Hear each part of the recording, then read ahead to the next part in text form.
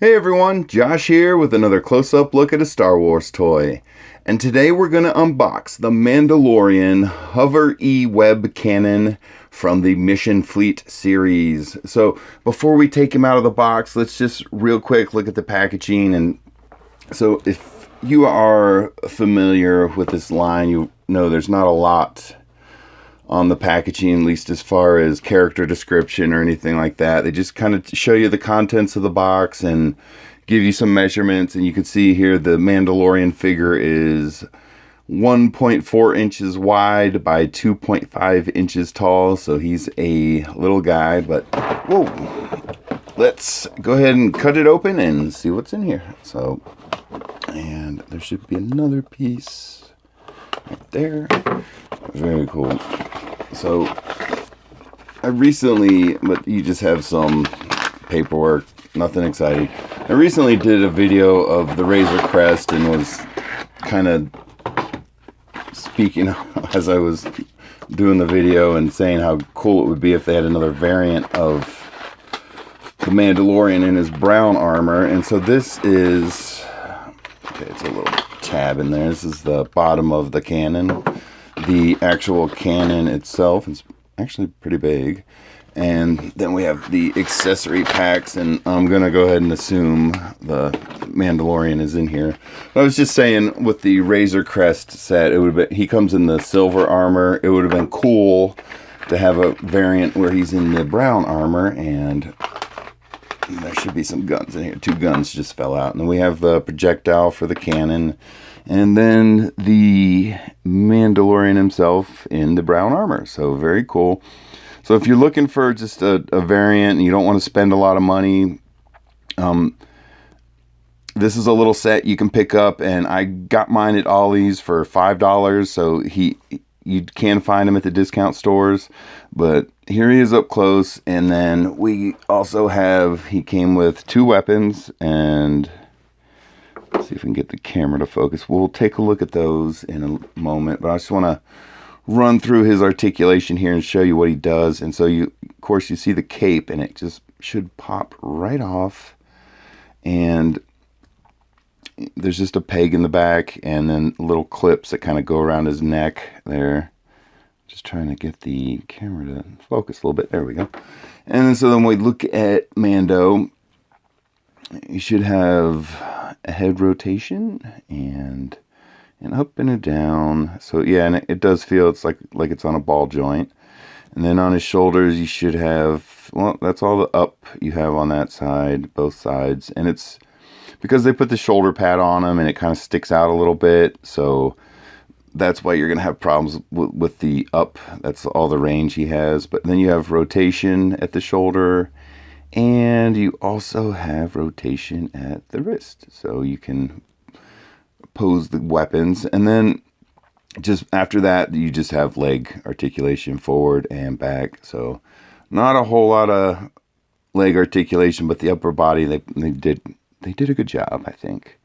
So, all right. So let's real quick see how he interacts with his pistols. And one of the things that I'm a big fan of when they do these figures, let's just put his hands where you can kind of see the hand sculpts. They actually put the trigger finger out on his right hand, and his left hand is kind of the standard open fist kind of action figure pose there. But there you go, very nice. And you can see that his trigger finger actually lines up with the trigger on the gun, and it actually goes through the hole for the trigger. So very cool. He's got a really good grip on this. He's holding it. But let's just to be thorough, I want to see what kind of grip he gets on it with his other hand here. And yeah, it looks good. It looks real good. So there is a little bit of a trigger finger bump out on the other hand, but not as much as the other one. But he's got a good grip on it, not letting go. It's what we want to see. And then, of course, we have the other rifle, the disintegration rifle. And very cool. I was so impressed when they did that in the show. I thought that was pretty cool. So, and you can see it just has like a handle on it. There's no well, there's a little bit of a trigger on there, but they didn't put as much, it seems to me, detailing in this one.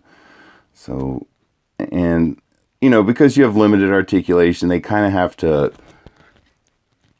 you know, they just put a pistol grip on it, and that's how he holds it. And the shoulder stock doesn't actually hit his shoulder. So, but that's just because the figure's so small and has limited articulation. But you can see he holds it. He's got a good grip on it, not letting go.